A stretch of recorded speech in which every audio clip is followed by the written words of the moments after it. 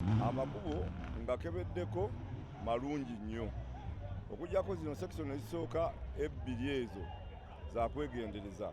Naye nazo obanga omanyi kyokola, temujja kubeeramu section mbi kusinga nga bwenda wabula olina kwekuuma bwekuumi n'ovugira emmotoka ku mateeka ga navigator kuba singa ova ku mateeka ge kitegeeza lala ejja kulema.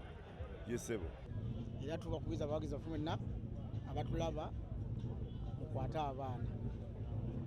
Yondamu ababodaboda abalaba ababodaboda mwe n'omuze ne bakulemeseza wano eno oyite ewalala. Tubeegayiridde abantu baba tebabala balange nyina temuli bawagizi bange bannamasaka zaawe basikulaba nze mbango bakadde so mbeegayiridde mukwate abaana mukwate embuzi mukwate ente gaali ya sipiidi.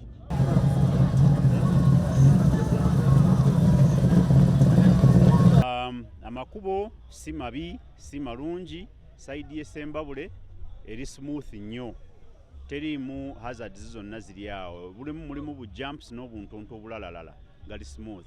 Amakubo aga saidi y'e Masaka aga Saturday ge galimu rough ate mafunda gali narrow, they are narrow routes baziyita mu motorsports, mafunda ate gali rough, so mulimu kasavu kanyama. Abawagizi bange n'abawagizi ba motorsports fenga bwe tujja mu muzanyo tujja kunyumirwa, tujja kusanyuka, tujja kola mikwano, basuubire emisinde, basuubire emiggo ku kkubo, kyekyo kyokka kye balina kusuubira. Naye kye mbakutira kubeera ku mabbali ga routes obutabeera kumpi na nguudo, lwakuba mu motorsport tugamba nti an accident free rally is a good rally.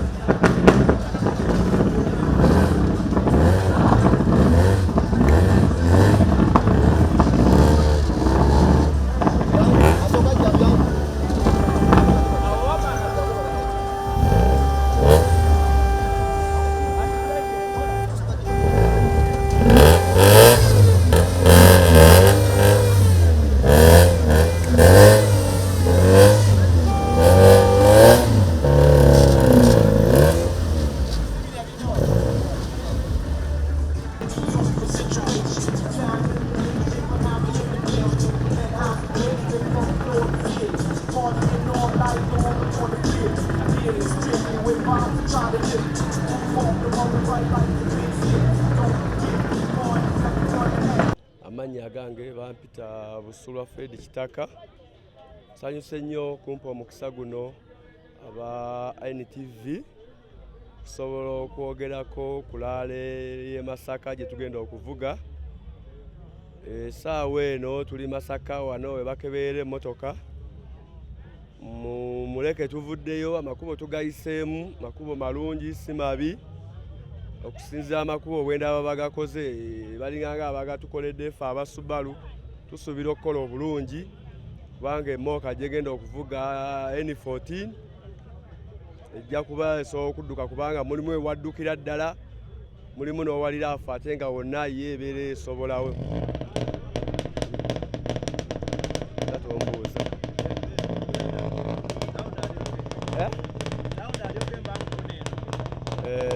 Sizoni eno tennaba kutambula bulungi ku sayidi yo. Kiri kitya ate nga sizoni ewedde wali wateekawo okuvuganya? Sizoni ewedde nateekawo okuvuganya. Okuvuganya kwali kulungi kubanga nakola bulungi naye lwakuba waliwo ebyagwawo ne banvuyanga ekikopo kyange ne babaako omulala gwe baakiwa. Naye sizoni eno ewedde gye tulimu natandika bulungi embalala kuba embala nali wakubiri. Ne tuvaayo ne tugenda Ejjinja, emmotoka yange neekwata omuliro saasobola kumalako. Ne tuvaayo ne tugenda mu Paalo neefunamu mechanical problem era saasobola kumalako okuggyako Fort naye saasobodde kuvuga olwa spares gwe nabadde neetaaga eyali tannaba kutuuka. Naye kati nkomyewo okuvuga Masaka. Nsuubira okuvuga lalezi n'esatu ezisigaddeyo nga ndinganga akola training ey'omwaka ogujja kuba kati essaawa eno neetegekera mwaka gujja.